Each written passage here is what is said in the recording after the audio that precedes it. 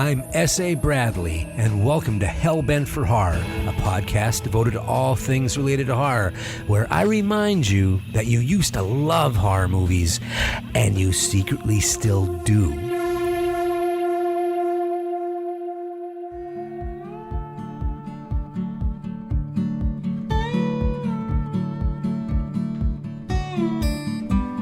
Welcome, everybody, to part 2 of Death by Convenience. This is my discussion and observation of the state of the horror genre over the years 2010 to 2019. There was so much going on during that period that I felt I needed to split it into 2 episodes. It also felt important to do 2 episodes in order to discuss both the good and the bad, and the dark and the light that informed horror during that time. This period that I like to call the Decade of Dread. Now, before I dive right into part 2, I want to thank everyone for listening to Hellbent for Horror. We are a completely independent podcast, free of sponsors, and beholden only to our listeners. I don't sell advertising, and I don't waste your listening time with ads from some third party. I've always envisioned this podcast as the start of a conversation, and I'm overjoyed that so far I've been able to have a 4-year conversation. It's your passion, which you write about so eloquently in emails, that helps keep me going. Believe it or not, that's very true. Now, with that said, independence comes with a few challenges, one of which is living and dying on word of mouth. If you like the show and you feel that it has given you some enjoyment and, perhaps some ammunition for bar trivia night, tell your friends about it. Honestly, your kind words and your reviews on iTunes and your blogs have taken this show to more places than any ad guy could deliver. And beginning in April, we are finally unveiling a revamped website so it no longer looks like a lost MySpace page. I'm pleased to have a real artist work on the website, but that means we are starting all over again with Google Analytics. So if you could do me the favor of visiting hellbentforhorror.com and share website links through April, I'd really appreciate it. See, when you're independent, everything the big boys do automatically requires grassroots effort. We are 100% listener funded. And if you'd like to support the show in that fashion, there are several different ways you can do it. If you want to use a debit or credit card, you can contribute an amount per episode on Patreon, and you can also use PayPal. Now, both Patreon and PayPal will take a percentage of your payment, and I know that not everyone wishes to use Patreon or PayPal. So H4H is also listed on Zelle, which is a digital transfer service that works with most U.S. banks. You can find me on Zelle through my email address, scott@hellbentforhorror.com. But I'm also painfully aware that there aren't any great and simple options for my fans overseas, and there are many overseas. Hi, Europe. So we do have a P.O. box. If you're inclined to do so, you can send checks and money orders and voodoo dolls to my P.O. box. The address is listed at hellbentforhorror.com if you're really interested in taking a look, as well as all the other options that are available to my listeners. That's on a webpage. And to my international friends, especially in Europe, if there is a payment option that is friendly for you to use, let me know. I thank you all for listening, and I thank all of you who continue to help us through your kind support. And now, on with Death by Convenience, Part 2.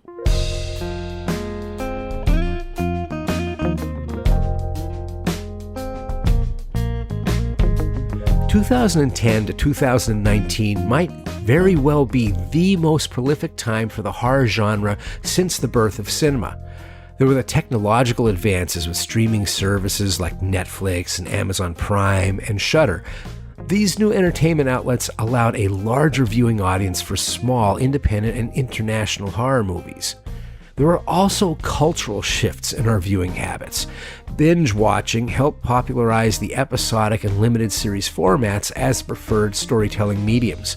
And the 8 to 10 hour limited series format introduced mainstream audiences to new and underutilized source material, such as underground graphic novels and comic books. Garth Ennis had a hell of a decade. And horror video games reached a sophistication that created long-form and real-time live movie experiences that were molded directly by the players.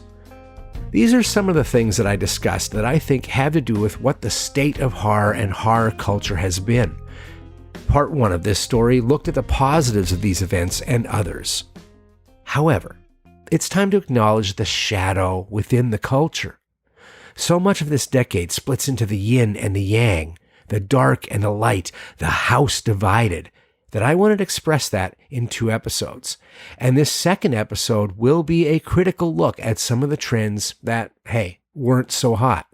And some trends and innovations that started with so much promise, but sadly went south in the execution.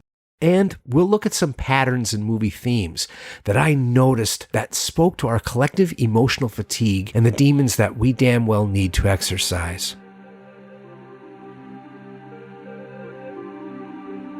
We horror fans certainly benefited from a pretty amazing acceptance of all forms of geek culture over the last 10 years. Comic book superheroes, video games, adults celebrating Halloween, science fiction, and yes, even horror found a level of acceptance. I believe that all these developments were possible because of a very important artistic and cultural shift that slowly emerged. For decades, there was an impenetrable line of perception between what was high culture and what was pop culture. And this line was like a border that separated 2 social strata. One side of the border was where art got all the prestige and serious critical attention it deserved, and the other side, not so much. Just the fact that someone felt the need for the term pop culture in the first place speaks volumes. However, this was the decade where the line between culture and pop culture blurred. This was the decade when the geeks finally inherited the earth. This is a culture shift that I could only dream of when I was growing up in the 1970s, before there was any cachet at all to being a geek. However, that was then, and this is now, and more geeks and nerds embrace their passions instead of suppressing them. And the geek artists brought that unapologetic love to their favorite medium. Television shows, comic books, video games, cartoons, and genre films raised the narrative bar and took their artfulness seriously. And the public, for the most part, was ready for it. The old guard of cultural gatekeepers lost their grip on defining the parameters of art, and therefore, pop art was embraced into the fold. Unfortunately, that doesn't mean that snobbery and elitism went away. On the contrary, we got a new batch of snobs and gatekeepers, much more vocal and, in some ways, much more dangerous than the old school. The old guard was merely clueless and dismissive of horror and saw no value in it. But this new guard are insiders who want to dictate to all of us their own specific and limited definition of what makes a horror movie. They want a one-size-fits-all version that supports their one-size-fits-all worldview, and they are more than willing to manipulate fans, slander artists, and bully any opposition to get what they want. The weapons of this new guard are 4chan, IRC, Twitter, and Reddit, Rotten Tomatoes, and Amazon reviews. The old guard had names like Maslin, and Siskel, and Ebert, and Kale, and Saris, a select few who had all the power. The new guard are, for the most part, nameless and faceless. And they number in the thousands. Toxic fanboys were the new gatekeepers of the last decade. For as many great things that can be said about the creativity and imagination and vanguard attitude that geek culture brings, the geek culture also has a dark and, unfortunately, angry side. The underground and alternative cultures didn't adjust well to the sudden shift towards the mainstream. And one of the places where the adjustment failed was the refusal to recognize the real, honest constituency of the modern geek culture. Women, minorities, and queer have always been a silent demographic of the geek culture since the very beginning. But as the world culture has relaxed, and it's become more accepting, these silent partners of geekdom felt safe to finally express themselves. And that was when some of the worst attributes of geek culture came out into the open. In 2014, an organized online harassment campaign started against several women who were video game developers and media critics. What started as a poison-pen blog post from a jilted lover of one of the game developers blossomed into a deluge of anonymous rage. Multiple women were bullied, and they were doxxed, and they were threatened with rape and even death. Personal accounts were hacked, and passwords and private information were put out in a public display for the world to see, including home addresses. Family members and friends were forced to flee their homes after the threats spiraled out towards them. This was a self-proclaimed movement that had no official leader or official manifesto, and all its members were anonymous. The only thing that connected all these nameless and faceless attackers was a hashtag: Gamergate. And what was the high crime that was deserving of this viciousness? An erroneous accusation that one of the developers was in an unethical relationship with a journalist, which bred a conspiracy. And what was this conspiracy? The conspiracy was that video games made by women were being liked more than they should have been. These people believed there was a pattern of unethical collusion between the press and feminists and progressives, and this incident was proof, damn it. Hey, there is always room for watchdog discussions around potential abuses of power, but sending SWAT teams to the homes of other gaming professionals who are critical of your theories is a whole different level of unethical, and that's when you lose me. Of course, this incident was just a symptom of a long-festering problem. This was the tipping point of a long-simmering culture war within the gaming community. It was an extreme reaction to the changing cultural identity of the gamer, which was mostly young, white, heterosexual males. See, as video games became more popular and more mainstream, more women played the games. In 2015, 48% of the people playing video games were women. It was when women started developing their own games and began to question some of the tropes and stereotypes. Well, that's when things got ugly. A vocal group saw these shifts in perspective and social commentary to be a threat to the traditional gamer demographic, and a culture war began. This was not a problem that was exclusive to the gaming industry. This was a growing issue across most of the genre counterculture. There was also Comicsgate, which was a campaign against perceived forced diversity that threatened the purity of comics. In the 2010s, companies like Marvel began to diversify their superheroes to reflect the expanding demographic of the readers. This included superheroes who were female, or not white, or queer, or, even worse, turning a well-known superhero female, or not white, or queer. So a contingency of male comic book fans started a campaign to return comic books to their pristine, traditional purity. This comprised of taking female comic book characters and drawing them murdered and raped as a warning to the women who created them. When that didn't get the desired response, Photoshop pictures of the women comic book creators themselves being murdered and raped came next. Sadly, this weird, over-the-top He-Man Woman Haters Club behavior found its way into the horror community as well. Now, I know that there are those who believe that misogyny is built into the horror community, but you know what? That's just not true. For the most part, horror fans make a distinction between the content of the films they watch and the way that they interact with each other. However, the introduction of a higher volume of women into horror films and horror conventions showed the shortcomings of our outsider community. Gender was our boogeyman, and we just could not leave it alone. And here's an example of what I mean. 2010 to 2019 had an overwhelming number of remakes to classic films and franchises. Predictably, most of them were pointless and irrelevant. I'm not even going to go into a lot of deep discussion about remakes over the decade. I'm pretty sure everybody knows how that felt to go through this decade with a lot of these remakes and reboots. In 2016 alone, there were remakes of The Blair Witch Project, Cabin Fever, and Martyrs. These movies came and went with little notice.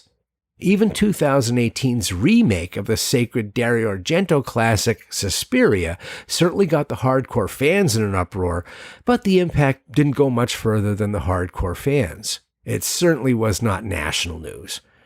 That dubious honor was saved for the remake of Ghostbusters.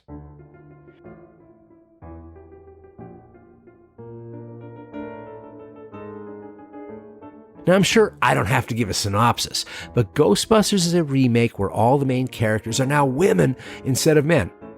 Before the film even made it to the theaters, over 2 million fans went on the Cinemassacre YouTube page to declare they would not see this film.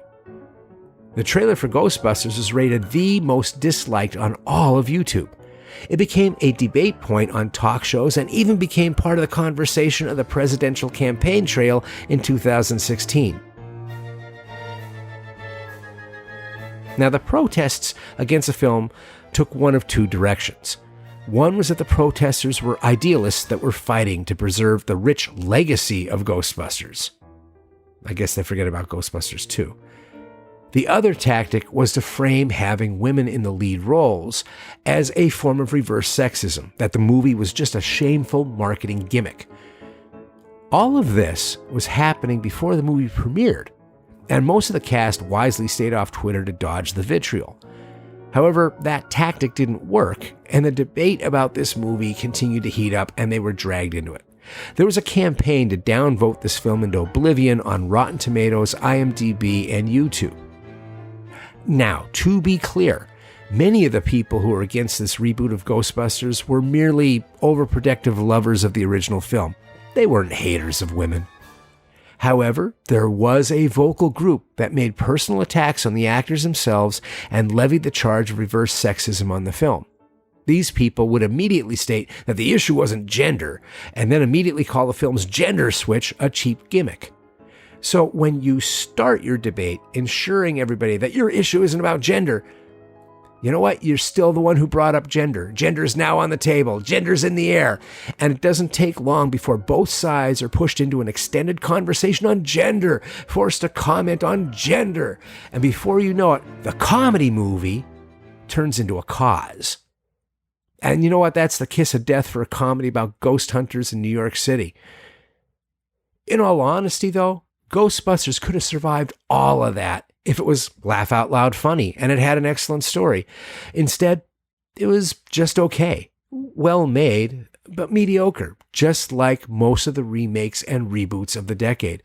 Which brings up an interesting question. What made this reboot so much more unappetizing than any of the others? Why was this just mediocre suddenly the new bad? Not only bad, but bad enough to be considered the worst reboot of them all. What was so upsetting in that 2-minute trailer that 2 million people went out of their way to declare that they wouldn't see the film based only on that 2-minute trailer? Tom Cruise's The Mummy had a notoriously shitty trailer, but instead of an organized campaign, fans just didn't go see the movie. That's how it normally works out. With Ghostbusters, however, hey, if it was never about gender or contempt over women inhabiting roles that were originally held by men in the film, then what was all the hubbub, bub? Now, the high-profile backlash against Ghostbusters is nowhere near the severity of things like Gamergate, but it is a data point to a much bigger problem, the coexistence of male and female fans, that came to a head in this last decade. And this had to do with the explosion of the horror convention culture and the lack of safety for women attendees that came along with it. Large horror-specific conventions started to crop up in cities across the country, and more women horror fans started to attend. Women not only showed up as fans, but they also attended as working professionals in the horror genre. They showed up as invited guest artists and vendors and as cosplayers. And for some reason, some male fans just lost their ability to be respectful or polite, or even discern right from wrong behavior. It was as if the very presence of women was too much for them to understand or comprehend. It was as if the very presence of women was threatening to some unspoken and unwritten rules. And the women were treated as if they were trespassing on sacred ground. Women filmmakers endured hostile and patronizing questions that challenged their knowledge of the genre. It was as if they had to justify why they were invited as guests.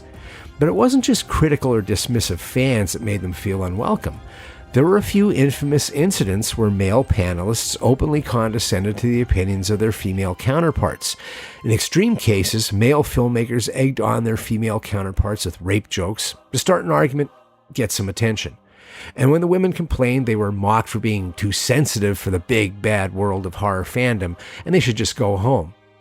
Now, you know what? It may sound like nothing, but I think it's important to remember that there is normally a solidarity between artists that are at live events. They are up there to do a promotion and network and to entertain in the unpredictable setting of live theater. It can be a lonely feeling to be in front of hundreds of faces and realize the people that are sitting next to you do not have your back. And then there was the cosplaying subculture that grew around the larger conventions. What I love about horror cosplay is that there are as many different reasons to dress up as there are things to dress up as. Some people want to do a perfect imitation of Leatherface where every detail is correct. Others want to make your inner geek laugh, like the woman who dressed like Tippi Hedren from The Birds and she was covered with fake crows. And then there are others who break down barriers and embrace taboos. They brazenly thumb their noses at the whole sex and violence controversy by vamping up and sexualizing our monsters. I would have never thought that there would be a way to make Freddy Krueger sexy, but cosplayers found a way. In fact, women doing Freddy Krueger cosplay was one of the most popular choices at horror conventions that even prompted a fashion show in Chicago. Krueger cosplay was an act of gender fluidity and a statement to own what scares you, and also proudly showing, hey, geeks can be hot, all in one costume. Do you know what that costume wasn't? It wasn't an invitation to grab or touch or sexually assault the cosplayer. And yet, this was a major problem, a problem so bad that by the end of the decade, many conventions had to enact anti-harassment policies. And it wasn't just happening to the women cosplayers. Featured guests of the convention, women who are successful actors and directors, were being groped by their fans during photo ops. Some had to hire their own security guards because the convention staff were either overwhelmed or didn't take the problem seriously. When I was talking to a popular scream queen about this, she told me the story of a fan who grabbed her tits during a photo op. He timed it so the photographer got the shot. When she went ballistic and the convention security were taking the fan away, he became incredulous. "Hey," he said, "I paid my $60. What's the bitch's problem?" Sadly, harassment at conventions is something that people started to expect from the nerd culture, and people just turned their heads. But as female attendance has grown considerably, so have the numbers of reported harassment incidents. And you know what? It's just not so easy to ignore anymore. It got so bad that a grassroots movement called Geeks for Consent pushed San Diego Comic-Con to strengthen their security. Now, what I'm hoping to see in the horror community in the upcoming decade is just a better policing of ourselves. We in the horror community are already fighting the preconceived notions that we are morally bankrupt and misogynistic. How we respond to real moral bankruptcy and misogyny in our ranks tells the real story about what kind of people that we horror fans really are. Hey, there will always be a group of troublesome fans, and I think it's very important that we show a clear distinction that they're the minority. Because in the long run, what we permit is what we allow, and that is how we will be perceived. Now, I do believe some of the excessive gatekeeping and bad behavior are growing pains of a subculture coming to terms with a newfound visibility. I think it is natural to be overprotective when things that you've invested a lot of time and love and money start to change into something different. But you know what? If we're honest, we all have benefited from the constant change of the geek culture over the decades. This evolution is nothing new. The horror genre survived because it didn't stay stuck in the 1950s or the 1960s, and it let misfits like me in. Horror evolved and gave us Leatherface and Pazuzu, as well as Frankenstein and Dracula, and now we've got Jigsaw and others. It let us oddballs in, just at the right time that we absolutely needed it. And I believe that kind of evolution is what's happening right now. And now that we geeks have inherited the earth, I think we should welcome others with open arms into the fold.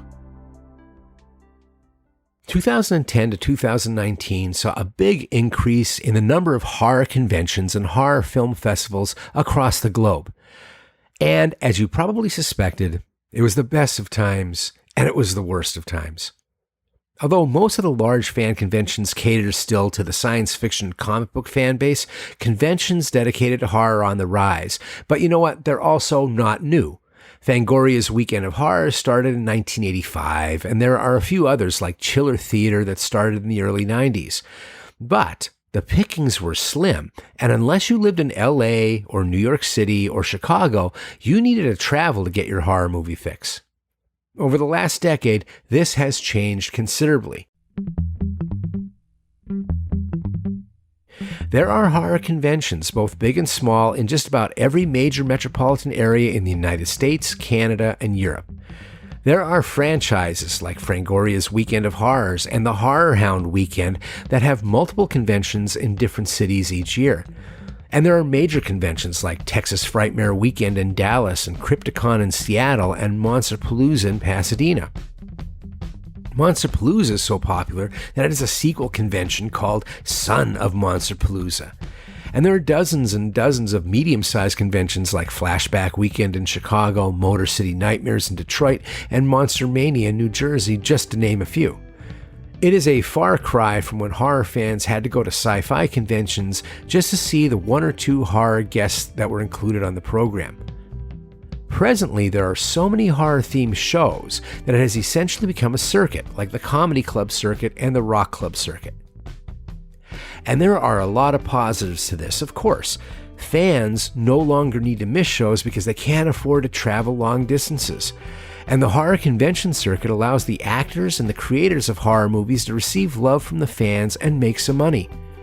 Many of the actors who made the movies we love from the 60s and the 70s and the 80s saw little to no money or recognition from their efforts. So the horror convention circuit finally gives them some long overdue rewards for their work. And there's the vendors, the devout fans who sell memorabilia and crafts. They have an opportunity to earn a wage from their passion and follow the convention trail on the road across the country, kind of like the horror version of the Grateful Dead fans. However, there have been some downsides to this plentiful bounty of horror conventions. The downside is a change in the energy and the spirit of these gatherings. What has happened to horror conventions is the difference between the letter of the law and the spirit of the law. The basic structure of the convention, the letter of the convention, hasn't changed much, but the attitude, the heart of the convention, the spirit of the convention has certainly changed. In his book, Discover the Horror, one man's 50-year quest for monsters, maniacs, and the meaning of it all, author and superfan John Kitley, who has been a staple of horror conventions since the early 90s, discusses some of the changes he's seen. He would go to Chiller Theater and he'd see a young Tom Savini bouncing around, talking to the fans, and even looking at photos of the fans' makeup work. Now, Savini is infamous for being chilly to his fans, if not outright rude. There was a time when most of the vendors at conventions were fans selling their own art or memorabilia. Now those vendors are competing with major companies and studios to sell merchandise, and the cost of renting table space keeps going up because of it. There was a time when all fans were created equal, and all it took to experience the entire convention was to buy an admission ticket.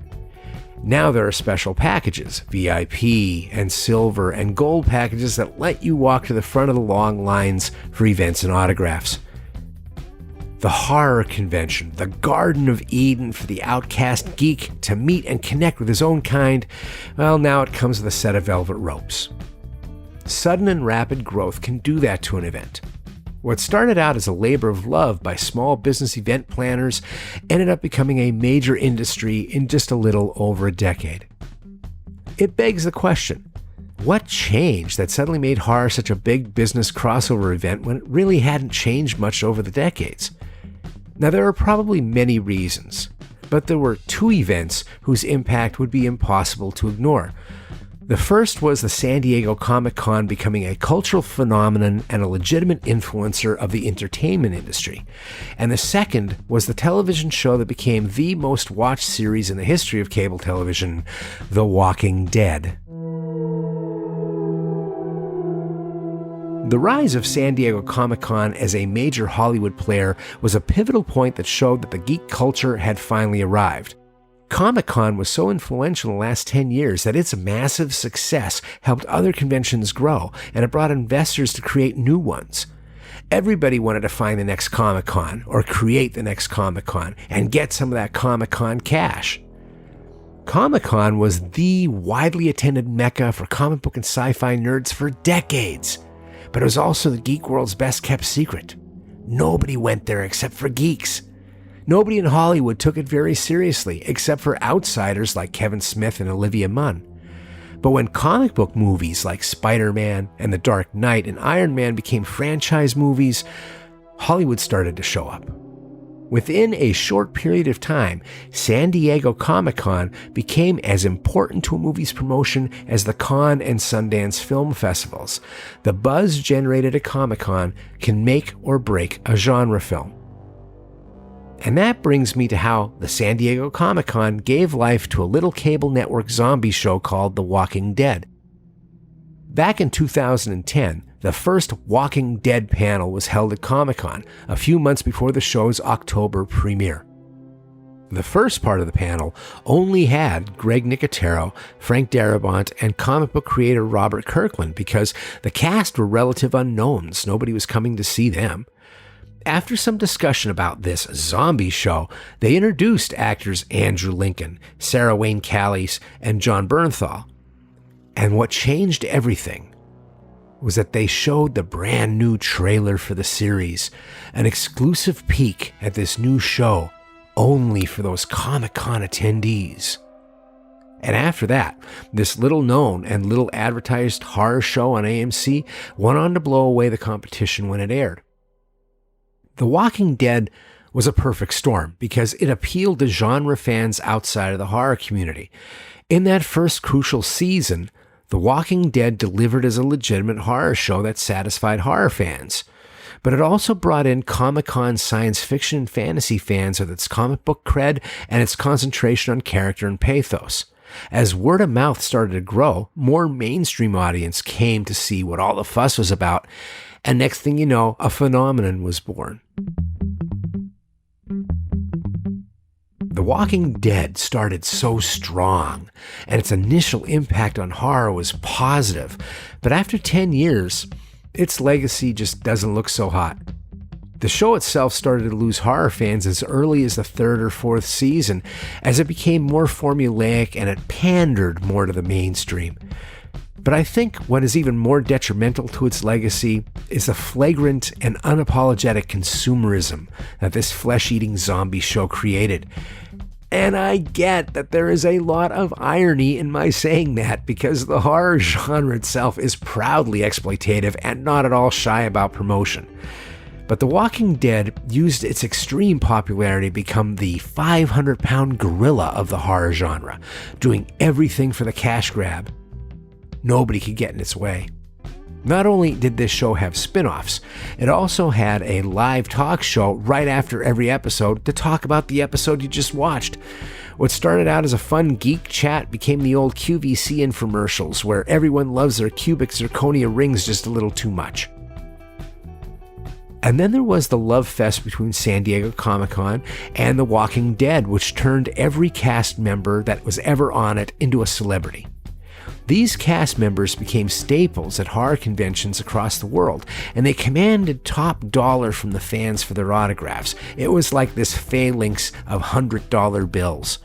There could be a half dozen cast members at a show, each asking for $100, and that turns fandom into a transaction.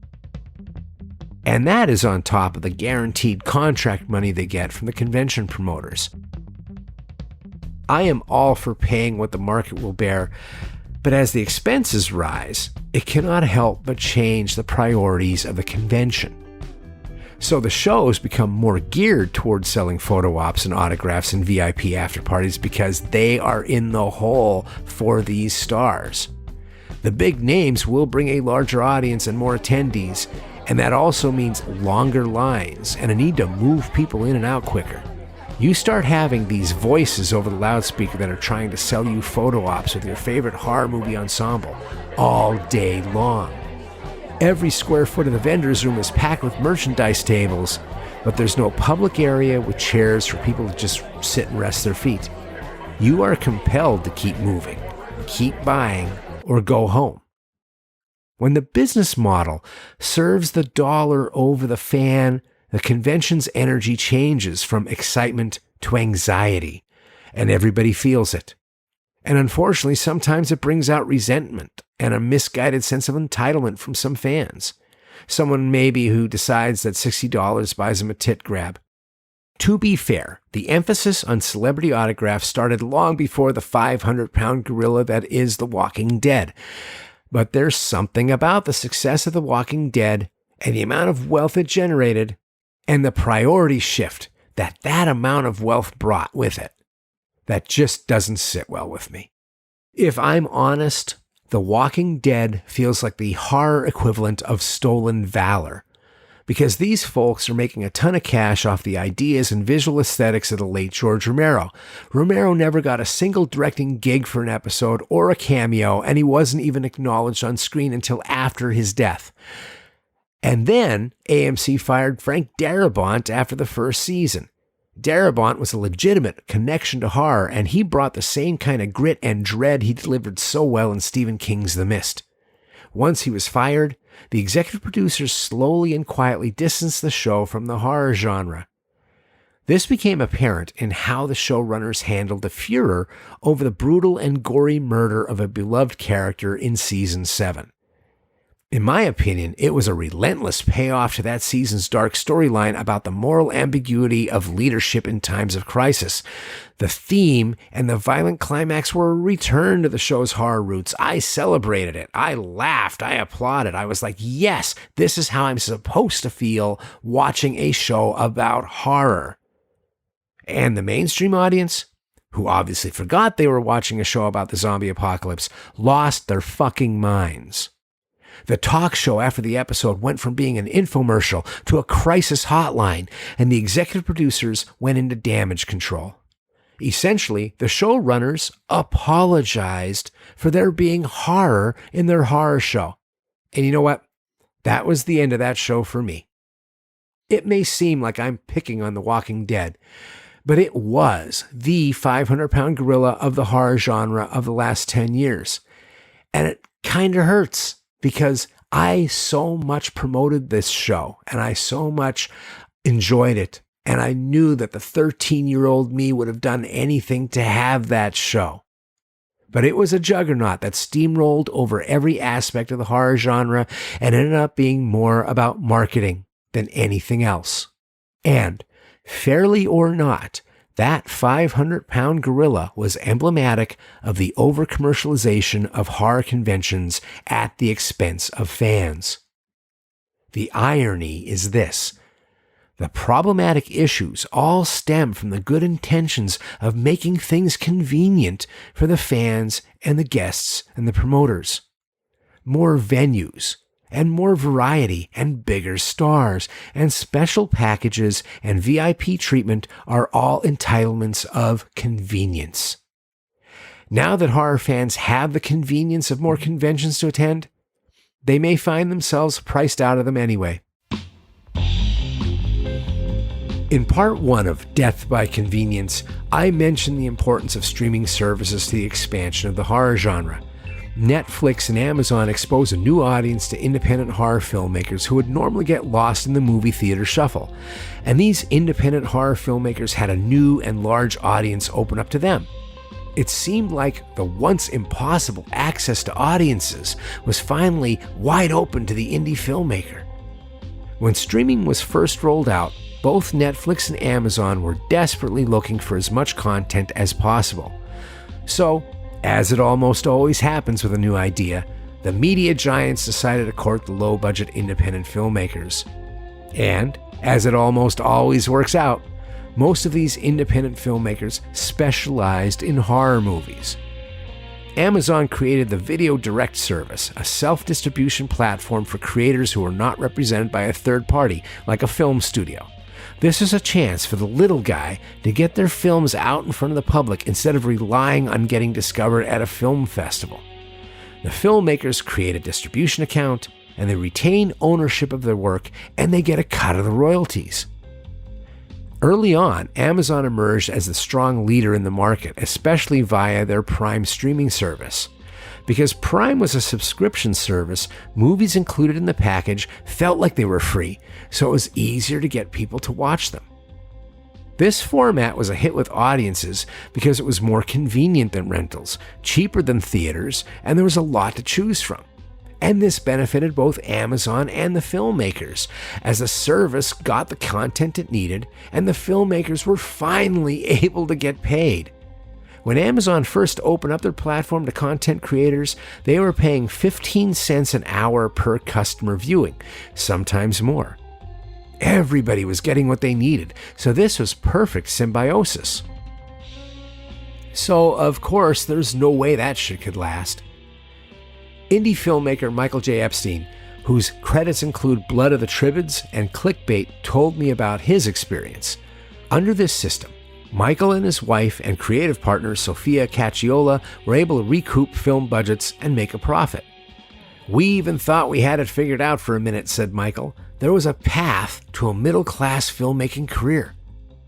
There was a steady pipeline of independent horror films coming from filmmakers with steady pay that brought in a steady stream of customers. And then, Amazon cut the rates that they paid per minute. And then, they cut the rates again. And then, on March 1st, 2017, things got really strange.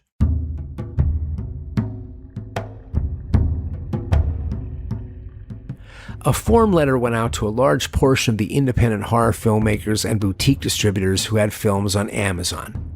It said the following: effective March 1st, 2017, Amazon Video Direct will no longer allow titles containing persistent or graphic sexual or violent acts, gratuitous nudity, and or erotic themes to be offered as included with Prime or free with pre-roll ad. Basically, Amazon gave notice to the horror filmmakers that their movies would no longer be included free with a subscription to the Prime service. These were the same horror filmmakers that helped make Amazon Prime a hit back in the early days, when they needed them. Now, this may not seem like a big deal to a consumer, but this policy change is pushing independent horror filmmakers out of business. Why? Well, because Amazon and Netflix essentially crushed the competition, like traditional cable and video on demand and Blu-rays and short theatrical runs. These were all avenues of income that the indie horror filmmakers used and struggled to survive on prior to Amazon and Netflix streaming. Thanks to their model of convenience, Amazon and Netflix became the main place people look for movies by a large margin. So, ironically, indie filmmakers who helped create the blockbuster success of streaming essentially destroyed their other opportunities for capital. Netflix started distancing itself from the independent filmmakers early on by limiting the number of films and by paying next to nothing. Soon, not only was Amazon the best option, but it soon became the only viable option. At the present, almost all the income that the small independent horror filmmaker makes comes from Amazon Prime streaming. Coincidentally, this change in policy began once Amazon Studios' original films started to get nominated for Oscars. There is also the issue of the subjective nature of this policy. What constitutes persistent graphic or sexual violent acts, gratuitous nudity, and/or erotic themes, and where is the line of demarcation?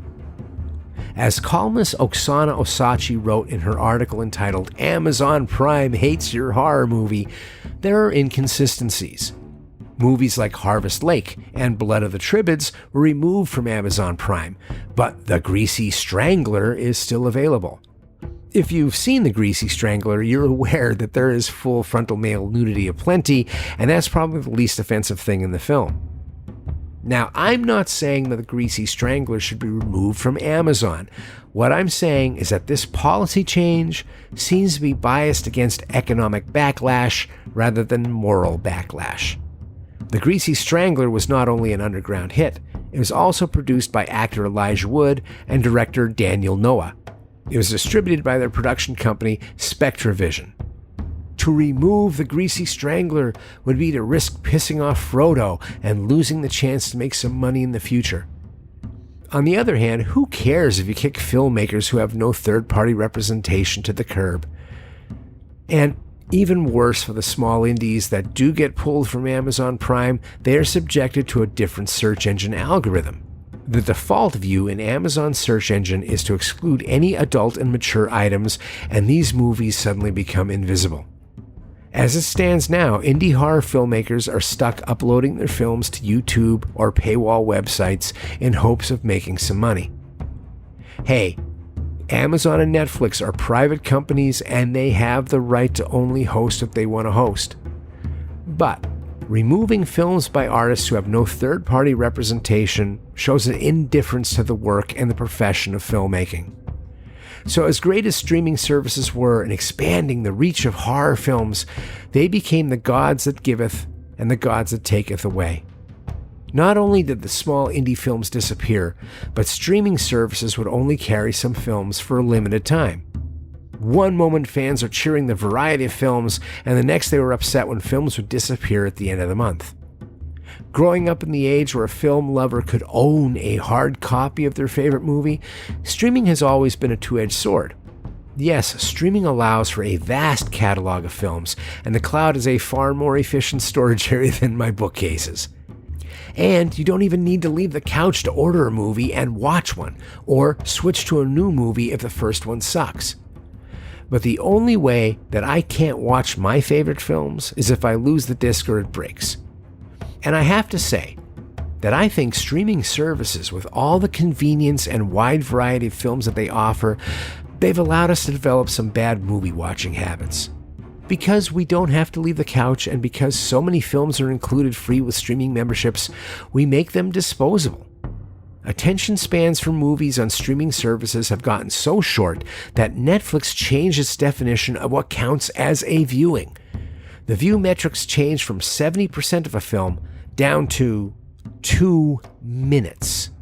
You have watched a movie in Netflix opinion if you've watched 2 minutes. It's one of those things that reminds you that Netflix and Amazon are essentially technology companies, not film studios, and that they see all of this as content to be consumed. So is it any wonder that films disappear over that 2-minute warning? With streaming, the last decade was the best of times and the worst of times for horror. And the indie horror market was murdered, and the post-mortem showed it was death by convenience. I mentioned in part 1 of Death by Convenience that there were an amazing variety of different types of horror films in the last decade. There was no single style that dominated like the slasher films did in the 1980s. There was enough real estate between streaming and cable and movie theaters for all types of movies to find their fans. So it would be unrealistic to think that there wasn't an oversaturation of certain subgenres in horror. And thanks to the tremendous popularity of The Walking Dead, the most oversaturated was the zombie film. Now, at first glimpse, one would think that the zombie itself was the all-purpose metaphor for our cultural anxiety.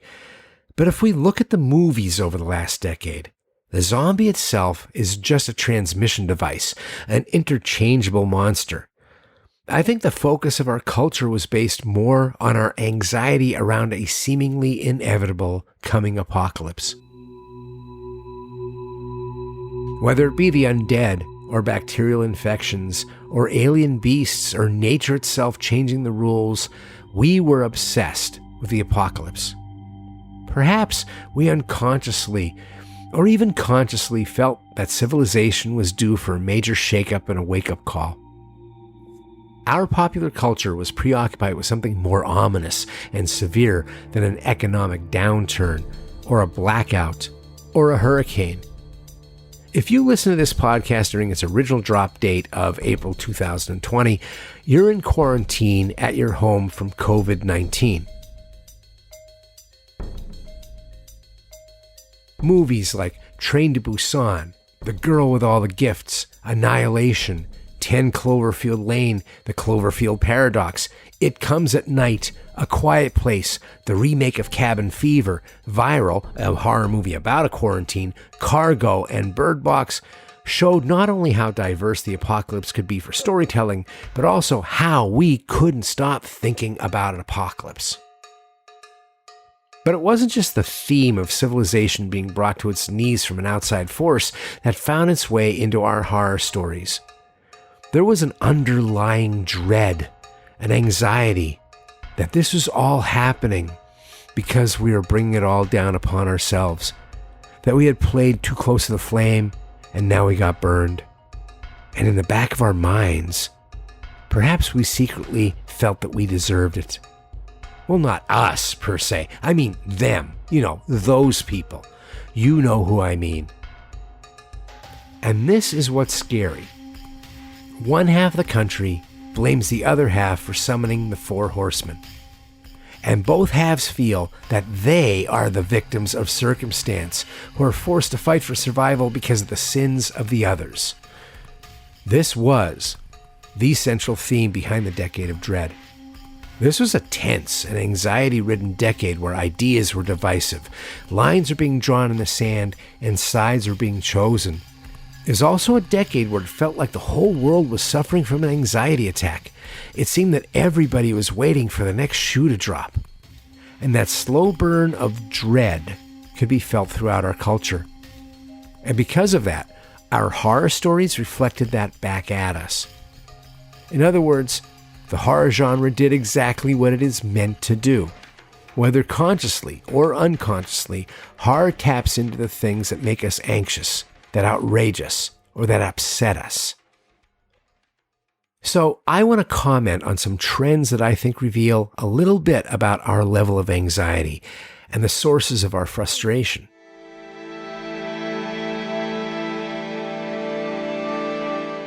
As I mentioned, the apocalypse, zombie or otherwise, was a major setting for horror films. Movies like Alex Garland's Annihilation and Richard Stanley's The Color Out of Space dealt with the inevitability of entropy. And there were at least a dozen apocalyptic horror films that dealt with zombies, and a few apocalyptic comedies like Zombieland 2. But then there was this mutant strain of apocalypse films that mirrored an underlying vindictive mean streak within the culture. One of the interesting things about the phenomena of The Walking Dead is that it appealed to so many non-horror fans. A lot of those folks said they got hooked because they always fantasized about how they would react if they found themselves in the apocalypse. It was the deceptively freeing nature of anarchy that captivated audiences. The liberation of breaking all the rules to right the wrongs in the world and reset the game board without the fear of consequences. Apocalyptic films are like primal scream therapy. They are like cinematic rage rooms where we go smash things to release our pent-up anger. And what were we angry at? Well, what have you got?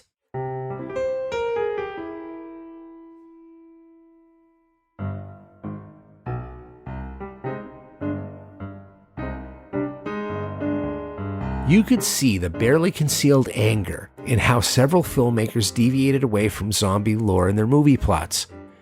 There were quite a few movies where the infected people didn't become zombies, they became psychopaths. It is very interesting to see who became the psychopaths in these movies and who were the victims of all that maniacal and unfiltered rage. The remake of George Romero's The Crazies shows a nation poisoned and lied to by the government, and it results in epidemic mass murder. What's interesting is that the people don't go crazy and storm Capitol Hill, they instead turn on their neighbors and rip each other to shreds. And then there was Mom and Dad, where an unexplained mass hysteria compels parents to murder their snotty kids. And then there was Antisocial, where an epidemic drives people to murder. A group of college kids try to wait out the plague in their dorm rooms, but end up killing each other over internet fake news about the event.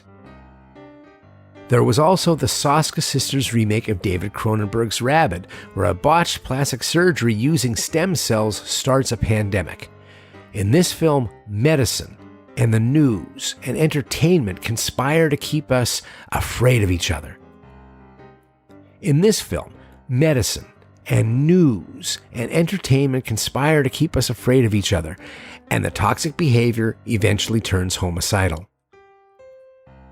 Ironically, When this freaky rabies infects the populace, once again, we attack each other while the conspirators sit idly by and take notes.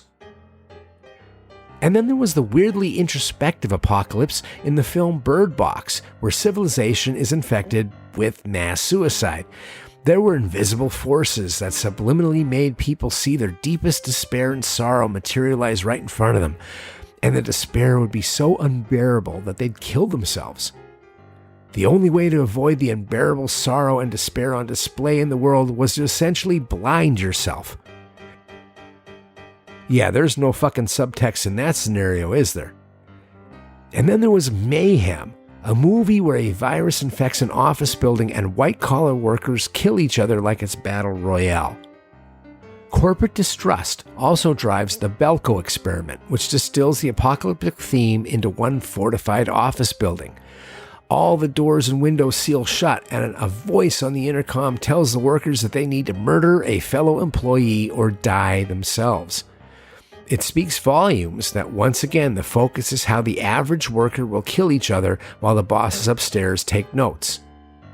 There were also movies where the virus is other people with an agenda who believe the apocalypse is the fulfillment of a long-awaited prophecy.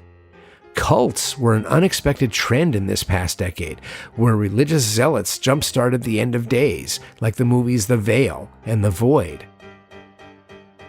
An even more telling look at the resentful anger that simmered just below the surface of this decade can be seen in the film The Invitation. The movie is a study on grief and loss that turns violent and disturbing when self-help spirituality becomes a thinly disguised act of vengeance. This film shows the ugly side of grief, where if you can't feel better, the rest of the world should feel the same level of loss that you do. The Invitation goes to extremes on this concept, but then again, that fits the main theme running through this decade of dread. Because we want to believe that we are merely victims of circumstance, caught up in the end of days because of the sins of others. What we do is justified in the fight to survive. Paranoia was another theme that helped fuel the decade of dread, and that mistrust of our fellow man gave birth to a weird subgenre. There were several movies that dealt with adult-themed haunted houses or extreme haunts that turned deadly. There was the Hell House LLC franchise, and Haunt, and Fear Incorporated, and The House That October Built, and Extremity, and The Barn, and Camp Dread, and Ruin Me. These films are about thrill seekers who get more than they bargained for when they stumble upon real, sadistic evil at an extreme haunt. It's smart, low-budget filmmaking because most of the action in these movies takes place inside a theatrical haunted house setting. What's interesting about these movies is that although they are horror films, they show a level of contempt in how they portray horror fans. These thrill seekers are arrogant and bored city kids or college kids making fun of the locals or documentarians trying to outshock reality TV. They get word of some notorious, unlicensed renegade extreme haunt that is secretly located out in the remote rural countryside, and once they travel to the Forbidden Zone, they are met by masked and stoic figures, who the thrill seekers immediately make fun of. These masked, stoic figures don't speak to their guests. They just point them in the direction of their own private abattoir. And what follows is a gore-drenched version of, if you mess with the bull, you better expect the horns. These films are a new face on an old subgenre, one that goes all the way back to the silent exploitation films like Traffic in Souls. But the real progenitors for these films are the Southern Dread movies of the 1970s, like Deliverance and Macon County Line. You can also include backwoods horror, like The Texas Chainsaw Massacre, as part of their DNA. Like Deliverance before them, these movies tap into our anxieties around the volatile culture divide taking place in our society. These movies exploit the increasingly violent fight between two ideologies and belief systems and values. Deliverance and The Texas Chainsaw Massacre gave us the trope of the killer rednecks hunting down uppity outsider city folk. Now, during the Vietnam War and right after Kent State, these movies used unspoken code that everyone unconsciously understood. The underlying message was, you should know better than to go into enemy territory, and any trouble you get yourself into, you brought on yourself. And movies like Haunt and The House That October Built encode a similar message. Hey, you wanted to play games and take things too far, and now you just woke up the sleeping bear, and now you're going to pay the price. There's a strange moral superiority in these films, where they ask you to identify more with the silent killers than their victims. There's also this strange territorial pissing, this posturing that suggests that these pretty boy college students are too soft for extreme horror. Only hardcore horror fans have what it takes to handle extreme horror. In these films, there are the snowflakes and there are the real fans who dole out poser justice from behind their masks. But we know that the coded message in these films doesn't end with a line in the sand within the horror genre. These movies are commenting on a line in the sand that's already out there in the culture at large. Real-life extreme haunts like McCamey Manor and the Blackout Experience doled out physical shock therapy to willing participants. Some people felt the need for something more intense than a horror movie to help release some of their inner demons. In a stressful world, there are people who paid other people to scare the living shit out of them and take them to the edge of physical abuse. And McCamey Manor and the Blackout Experience were both great examples of the cultural divide. People went to the Blackout Experience because they felt they needed to exercise a deep trauma. In the 2017 documentary about the Blackout Experiment, we watch a man recreate the moment he nearly died in an armed robbery. The Blackout Experience may travel in a questionable gray area, but the creators tried to define this as an art project. Shock therapy is a painful but useful healing experience. McCamey Manor, on the other hand, openly mocks the gluttons for punishment that come to endure the 3-hour torture dungeon. Now, McCamey does nothing illegal, and nobody is put in real danger. But his attitude about the participants makes it seem more sadistic than it is playful. It feels like this show creator found a way to create his own little rage room to smash the snowflakes in the world without consequence. And you know what? I don't really have a problem with that, but I know a lot of people do. And that's exactly why these movies are popular.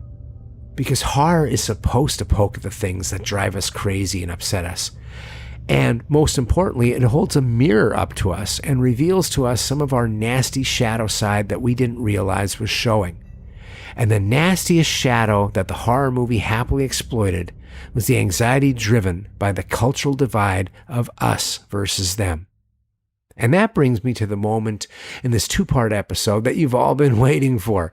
This is where I announce the movie or franchise that I feel defined this decade. And my choice is a franchise of films, a franchise that took an incendiary satirical concept and let it evolve from film to film over the years.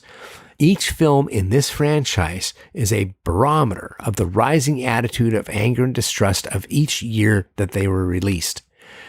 These films were underground hits that became part of the cultural lexicon, and it even spawned its own cable television series. What started as a cautionary tale turned into an anarchic protest, and then into nihilistic wish fulfillment without betraying its theme. Like it or not, there was no better reflection of our shadow selves in the last decade than The Purge. And I'm not saying this is a good thing, or that these are the best movies of the decade. I am saying that these movies speak more about where we are as a culture than any other film series from 2010 to 2019. Even if you've never seen any of the Purge movies, you probably already know what The Purge is, but just in case, here's a synopsis. The first film takes place in 2022, and The Purge is a yearly government-mandated ritual in the United States. Every year, for a 12-hour period, the government decrees all crimes are made legal.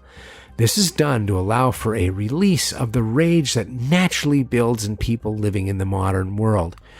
This means robbery, rape, and murder are legal for 12 hours. We are told that the country was on the brink of collapse from violence and poverty until The Purge was created.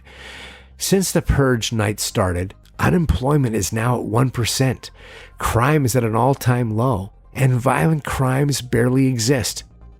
I think it is very interesting that statistically, the purge is working. And because it feels like it's working, most of the nation supports it. The purge itself is completely optional. Those who don't purge but support it can show their support with a symbolic bouquet of blue Baptistes on their porch.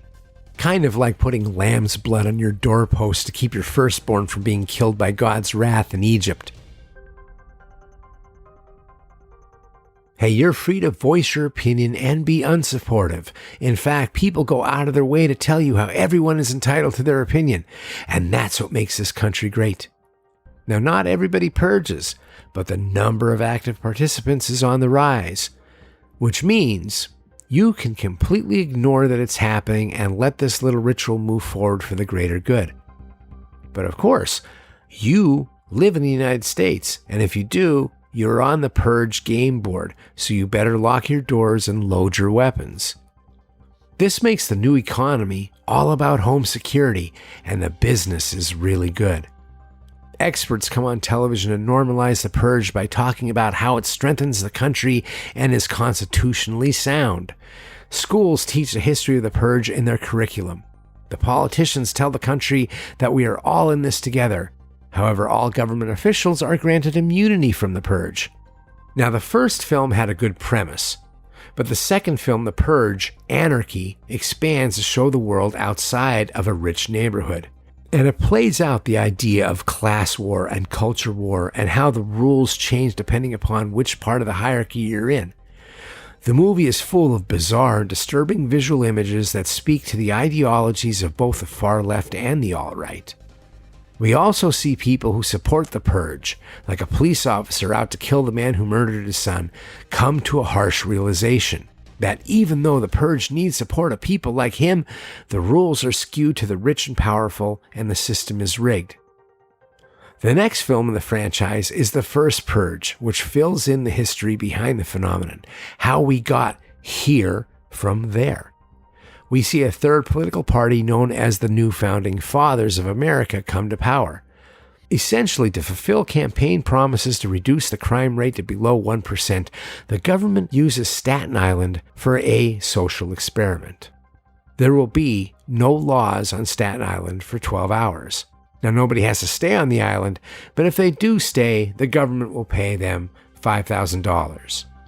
Let's just say the social experiment does not go in a positive direction.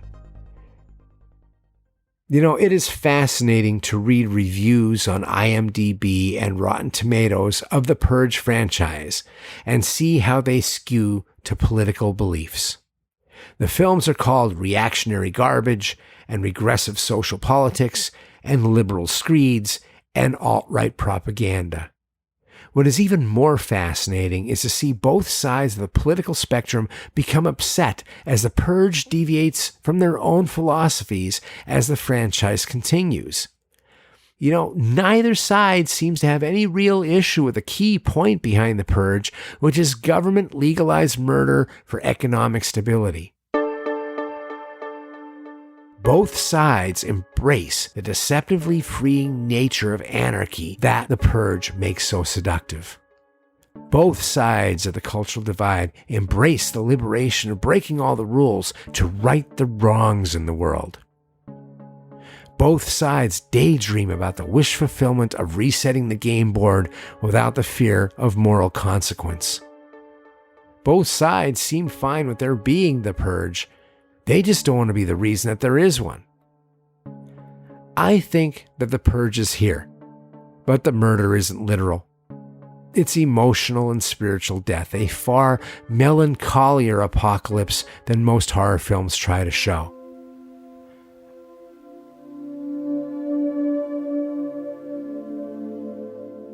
I think we all need to purge something, but that thing is something inside of us. Our own internal conflict. Because if everyone thinks the problem is other people, then we are all the problem. As I sit here, I am quarantined like the rest of the world from the COVID-19 virus, and we have no idea how much our world will change. What an ironic and rude way to put a lid on the decade of dread than having a raging pandemic as the exclamation point. It is humbling, and it should give us pause that something so small could bring us to our knees, even if for a moment. Now, the world is beginning to slowly realize that this quarantine is going to be longer than everybody had feared. And maybe this is the time out that we all need to maybe get past our differences. And that won't happen immediately because none of us are ever happy to be sent to our rooms. And we will yell, and we will fight, and we will push our theories, and we will point our fingers and blame the actions or inactions of others for our fate. But the virus will continue to rest on top of us like a big Greco-Roman wrestler, and it will wait us out until we calm down. Because the virus has no agenda or sides, and it just doesn't ask permission.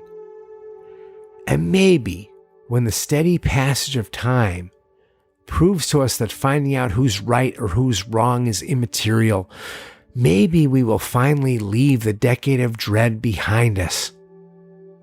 Hey, I can be hopeful. But it is times like this that horror has been my savior and has helped me find a modicum of control when the world spins out of my control. Horror gives me a safe outlet for the dark thoughts that come over me, and it gives me a surrogate boogeyman when the real one is just too scary.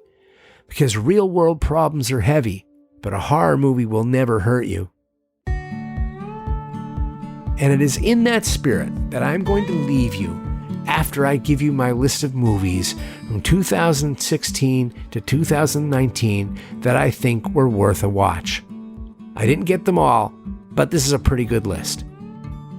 From 2016, in no particular order: The Neon Demon, Don't Breathe, Green Room, The Witch, The Veil, The Invitation, 10 Cloverfield Lane, Hush, The Girl with All the Gifts, Under the Shadow, Phantasm Ravager, Pet, The Monster, Abattoir, The Autopsy of Jane Doe, Train to Busan, The Wailing, Split, Siren, The Belko Experiment, Firstborn, Sweet Sweet Lonely Girl, Tonight She Comes, A Dark Song, Viral. And now movies from 2017 in no particular order: It, Get Out, 47 Meters Down, Gerald's Game, The Babysitter, Creep 2, Cargo, Rebirth, It Comes at Night, Lake Bodom, Tragedy Girls, The Evil Within, Mother, I know that's going to drive some people crazy, Happy Death Day, Cult of Chucky, Mayhem, The Ritual, The Killing of a Sacred Deer, Marrowbone, I Remember You, Cold Skin, Desolation, and Terrifier. And now horror movies of 2018 with no particular order: Hereditary, Unsane, Upgrade, Bad Samaritan, Wildling, Annihilation, Summer of 1984, Mandy, Apostle, The Clove Hitch Killer, Bird Box, and Overlord. And now movies of 2019, once again in no particular order: Us, The Hole in the Ground, Brightburn, Scary Stories to Tell in the Dark, It Chapter 2, Satanic Panic, The Lighthouse, Rattlesnake, Dr. Sleep, The Lodge, The Platform, Rabid, and an honorable mention to the Banana Splits movie. That's my list. I'm sticking to it, and thank you so much for listening. Now, some of you may have noticed that there was a little bit of time that has passed between part one of the show and part two. A big part of it is why it took so long has to do with the COVID-19 virus pandemic that quarantined everyone. To be quite honest, what happened was that the pandemic hit while I was writing part two.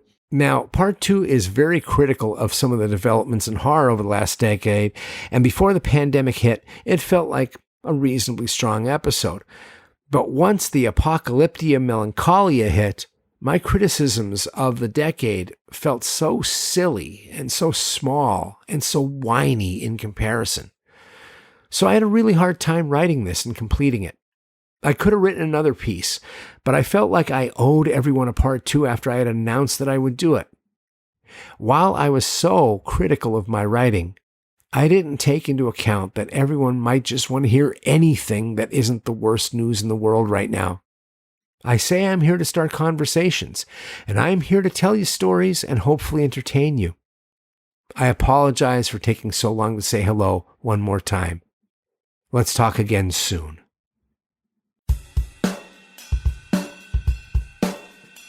And thanks for listening to the show. Hellbent for Horror was written and broadcast by me, S.A. Bradley, and produced by me and Lisa Gorski. You can find more on our website, hellbentforhorror.com, and I'm also on Facebook at facebook.com/hellbentforhorror, and my Twitter handle is hellbenthorror. Please hit that subscribe button to get H4H hot off the press. And if you can do a review on iTunes or whatever app you listen to us on, that really helps people get to find us. And now for some Hellbent for Horror news. The podcast is available on some more outlets now, so you can listen to H4H on Spotify, iHeartRadio, and TuneIn Radio, as well as the regular iTunes, Android, and Amazon apps. And let there be swag. H4H t-shirts are now on sale. We have a store on tpublic.com with a bunch of Hellbent for Horror designs, and you can have your choice of t-shirts, sweatshirts, hoodies, coffee mugs, something horrible beautiful for you or that someone special. The link to the merchandise store is on our website, hellbentforhorror.com.